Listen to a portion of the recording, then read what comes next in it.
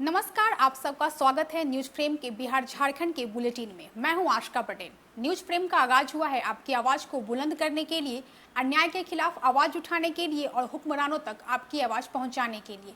तो चलिए शुरुआत करते हैं आज की खबरों से। आगामी बकरीद पर्व को लेकर लोहरदगा सदर थाना परिसर में शांति समिति की एक महत्वपूर्ण बैठक आयोजित की गई। इस बैठक की संयुक्त अध्यक्षता अनुमंडल पदाधिकारी अमित कुमार ने की। इस बैठक में आपसी भाईचारा, सामाजिक एकता और शांति व्यवस्था बनाए रखने पर विस्तार से चर्चा की गई। सभी लोगों ने सहमति जताई कि बकरीद को शांतिपूर्वक और मिलजुल कर मनाया जाएगा। किसी प्रकार की अफवाहों पर ध्यान नहीं दिया जाएगा। लोहरदगा से अमर गोस्वामी की रिपोर्ट। बोकारो के बालीडीह में 31 जनवरी की रात शंकर महतो के घर हथियारबंद 6 से 7 अपराधियों ने डकैती की। परिवार को बंधक बनाकर 5 से 6 लाख के जेवर, 40,000 नगद और कीमती सामान लूट लिया। सीसीटीवी का डीवीआर भी जलाया था ताकि पुलिस के पास कोई डिजिटल साक्ष्य न रह जाए। इस मामले में बोकारो एसपी के द्वारा विशेष टीम का गठन कर तकनीकी और सूचनाओं के आधार पर इस डकैती कांड का उद्भेदन कर लिया गया। पुलिस ने मामले में 4 अपराधियों को गिरफ्तार किया है। दिनांक 31 जनवरी 2025 को शंकर महतो जी के घर पर देर रात में कुछ लोगों द्वारा घुसकर चोरी की गई थी। लगभग कुछ नगद था और काफ़ी सारे जेवरात और बहुत सारा अलग अलग चीज़ें जो है चोरी की गई थी। और वहाँ से जो सीसीटीवी लगा था उसका डीवीआर को भी इस लोगों द्वारा जो है निकाल कर उसको भागने के क्रम में जलाकर कहीं फेंक दिया था। तो जब ये घटना हुई तो जो डीएसपी हेडक्वार्टर हैं उनके नेतृत्व में एक टीम का गठन किया गया था इस कांड के उद्भेदन हेतु। आज इस कांड के जो मुख्य गिरोह है, जो मुख्य आरोपी हैं, उनका गिरफ्तार किया गया है। और अनुसंधान में ये बात सामने आई है कि ये एक काफ़ी बड़ा और अंतर्राज्यीय ये जो है गिरोह था जिसकी पुष्टि हुई है। इसके जो मेन मास्टरमाइंड जिसे आप बोलते हैं वो है असगर अंसारी। ये जो कि दिसंबर 2024 में ही जो है जेल से, पुरुलिया जेल से छूटे थे। और आप देखिए दिसंबर में छूटे और जनवरी में जो है इन्होंने एक घटना कर दी अपने गैंग के साथ। बोकारो से चंदन सिंह की रिपोर्ट।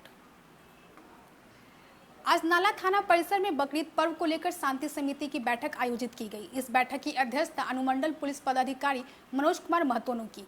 इस दौरान उन्होंने लोगों से बकरीद पर्व को शांति, सौहार्द और भाईचारे के साथ मनाने की अपील की है। जामताड़ा से संतोष कुमार की रिपोर्ट। बोकारो पुलिस ने साइबर ठगी के एक बड़े मामले का खुलासा करते हुए 3 आरोपियों को गिरफ्तार किया है। इस संबंध में जानकारी देते हुए बोकारो एसपी हरविंदर सिंह ने बताया कि 1 दिसंबर 2024 को उत्तम कुमार सिन्हा नामक पीड़ित ने साइबर थाना में शिकायत दर्ज कराई थी। उनके मोबाइल पर आयुषी जैन, अंश जैन और अन्य साइबर अपराधियों द्वारा अलग अलग नंबरों से संपर्क कर स्टॉक मार्केट में निवेश कर अधिक लाभ दिलाने का झांसा दिया गया था। बोकारो से चंदन सिंह की रिपोर्ट। सरायकेला खरसावां जिले के आदित्यपुर थाना पुलिस ने 1 जून को मांझीटोला में अपराधकर्मी दीपांकर भूया पर हुए गोली चालन मामले का 48 घंटे के भीतर खुलासा करते हुए कांड में शामिल 4 अपराधकर्मियों को गिरफ्तार कर न्यायिक हिरासत में भेज दिया है। पुलिस की गिरफ्त में आए अपराधकर्मियों में कुख्यात सुभाष प्रमाणिक का बेटा मोहित, सुजल अधिकारी रोहित देशपांडे और जीशु गोप शामिल है। आदित्यपुर थाना अंतर्गत सालडी बस्ती में दीपांकर भूया नामक युवक पर शाम को करीब 7 बजे के आसपास गोली चलाने की घटना प्रतिबंधित हुई थी। इस संदर्भ में आदित्यपुर थाना कांड संख्या 161/2025 दर्ज करते हुए कांड का अनुसंधान प्रारंभ किया गया। घटना की गंभीरता को देखते हुए अनुमंडल पुलिस पदाधिकारी सरायकेला के नेतृत्व में एक विशेष छापामारी दल का गठन किया गया। छापामारी दल द्वारा मानवीय आसूचना, तकनीकी साक्ष्यों के आधार पर इस घटना को कारित करने वाले 4 अपराधकर्मियों को गिरफ्तार किया गया है तथा उनकी निशानदेही पर एक लॉडेड पिस्टल घटना में प्रयुक्त मोटरसाइकिल को बरामद किया गया है। घटना के कारणों के संदर्भ में पूछताछ करने पर ज्ञात हुआ कि जो दीपांकर भूया है, इस कांड के मुख्य अभियुक्त मोहित प्रमाणिक, जिसको भी गिरफ्तार किया गया, मोहित प्रमाणिक के पिता सुभाष प्रमाणिक पर अगस्त 2024 में गोली चलाया था। उसी का बदले लेने की भावना से इसके द्वारा इस घटना को अंजाम दिया गया है। सरायकेला से वीरेंद्र मंडल की रिपोर्ट।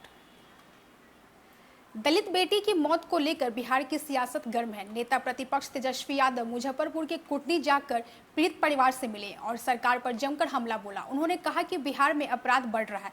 सरकार को न बिहार की चिंता है और न ही यहाँ के लोगों की चिंता है। बिहार में लॉ एंड ऑर्डर पूरी तरह से क्रिमिनल डिसऑर्डर हो चुका है। बाहर आइए ना, हमारे यहाँ देखिए, हम एक बात स्पष्ट करें, सरकार को चिंता बिहार और बिहार के लोगों की नहीं। अगर चिंता होती तो ऐसी अव्यवस्था टीएमसीएच में नहीं। घटना हो जाने के बाद कमेटी बना दीजिएगा। कितना कमेटी बना? आप बार बार यही घटना हो रही है। लगातार जो है स्वास्थ्य व्यवस्था जो है चरमरा गई है। लॉ एंड ऑर्डर जो है वो पूरी तरीके से जो है क्रिमिनल डिसऑर्डर हो चुका है। सब लोग जान रहे हैं। ये लोग कोई भी दावा करें, कम से कम मंगल पांडे को आकर के यहाँ पीढ़ी से सुनना चाहिए, जानना चाहिए कि क्या हुआ है, और सुन करके एक्शन लेना चाहिए उस हिसाब से। ठीक है, चलिए हो गया, चलिए। मुजफ्फरपुर से मणिभूषण शर्मा की रिपोर्ट। बेगूसराय में हम के प्रखंड अध्यक्ष राकेश कुमार की अपहरण के बाद हत्या मामले में घटना के कई दिन बीत जाने के बाद भी जहां मुख्य अभियुक्त पुलिस की पकड़ से दूर है, वहीं राकेश कुमार के परिजनों को लगातार मिल रही धमकी से पूरा परिवार और गांव दहशत में है। इस पूरे घटनाक्रम से नाराज जिला तैलिक साहू सभा के द्वारा समाहरणालय के दक्षिणी द्वार पर एक दिवसीय धरना प्रदर्शन किया गया, जिसमें पुलिस और सरकार के खिलाफ जमकर नारेबाजी की गई। बेगूसराय से दिनेश चौधरी की रिपोर्ट। भागलपुर में चमकी बीमारी से पीड़ित 16 वर्षीय मोहम्मद अरमान, जो पीरपैंती के निवासी हैं, उनको पहले स्थानीय अस्पताल में भर्ती कराया गया, फिर बेहतर इलाज के लिए जवाहरलाल नेहरू मेडिकल कॉलेज भागलपुर भेजा गया। यहां से एम्बुलेंस चालक ने उन्हें स्टार हेल्थ केयर सेंटर लाया, जहां 24 घंटे आईसीयू में रखने के बावजूद परिजन इलाज से असंतुष्ट रहे। आरोप है कि डॉक्टर ने गायनी की रिपोर्ट देकर 36,000 वसूले, जबकि बीमारी चमकी की थी। बच्चे की हालत बिगड़ने पर उसे पल्स हॉस्पिटल ले जाया गया, जहां अब वह खतरे से बाहर है। परिजनों का आरोप है कि मेडिकल कॉलेज में दलालों की मिली भगत से एम्बुलेंस चालक प्राइवेट अस्पतालों में मरीजों को भेजते हैं। कोई स्टार हॉस्पिटल का स्टाफ हो या कोई और हो, दलाल हो, वो कहा कि यहाँ बच्चा आपका ठीक नहीं होगा, चलिए वहाँ स्टार हॉस्पिटल। जब स्टार हॉस्पिटल बच्चा लेके चला गया एम्बुलेंस से, तो हम दूसरे रोज जब गए तो हम पूछे वहाँ स्टाफ से भाई किस डॉक्टर के विजिट में ये बच्चा, कहा कि अभी तक डॉक्टर नहीं देखा है, आईसीयू में है बच्चा आपका। तो हम बोले जो आईसीयू में जब है क्या पोजीशन है, तो अभी डेंडा सब मतलब हालात सही नहीं है। हमने बोले कि डॉक्टर ने देखा कल से आकर के इतवार के रोज, आज हो गया 24 घंटा ज्यादा, तो क्या फायदा यहाँ रखने से।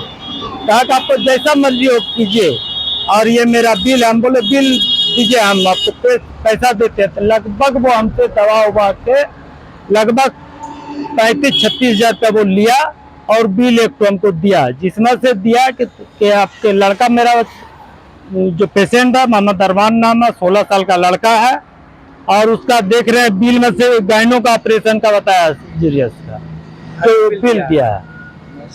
भागलपुर से राहिल सिद्दीकी की रिपोर्ट। कैमूर के नए डीएम सुनील कुमार ने पदभार ग्रहण किया। इसके बाद इस डीएम बोले कि सरकारी योजनाओं के कार्य को तुरंत निदान किया जाएगा। यूपी से आने वाले शराब माफियाओं पर जिला प्रशासन नकेल कसेगा। जनता की अपेक्षाओं को पूरा करना भी मेरा काम होगा। जनता दरबार में नहीं होगा कोई बदलाव, निर्धारित समय पर लोग मिल सकते हैं। इसकी जानकारी डीएम सुनील कुमार ने प्रेस कॉन्फ्रेंस कर दी है। आज ही मैंने भार लिया है, और जो भी सरकार की प्राथमिकता है वही मतलब हमारी प्राथमिकता है, और जो भी मतलब टॉप प्रायोरिटी में जो है सरकार उसको समय सीमा के अंतर्गत जो है पूरा किया जाएगा। सर, कैमूर उत्तर प्रदेश से सटा हुआ है, बिहार में शराबबंदी है, ऐसे में चुनौतियाँ भी रहती हैं, उसको लेकर क्या पहल किया जाएगा सर? पहले भी मैंने आपको बता दिया है कि जो भी सरकार की प्राथमिकता है उसको जो है टॉप लेवल पे उसको करेंगे। और शराबबंदी के बारे में आपको मालूम है कि पूरे बिहार में जो है वो शराबबंदी है, और कहीं से भी इस तरह की सूचना मिलती है तो हम लोग उस पर जो है पूरी कार्रवाई करेंगे। कैमूर से अजीत कुमार की रिपोर्ट। अभी के लिए बस इतना ही। देश और दुनिया की सभी खबरों से अपडेट रहने के लिए हमारे YouTube चैनल को सब्सक्राइब करें, हमारे Facebook पेज को लाइक करें और अपने सुझाव कमेंट बॉक्स में जरूर लिखें। अब हमें दीजिए इजाजत। धन्यवाद।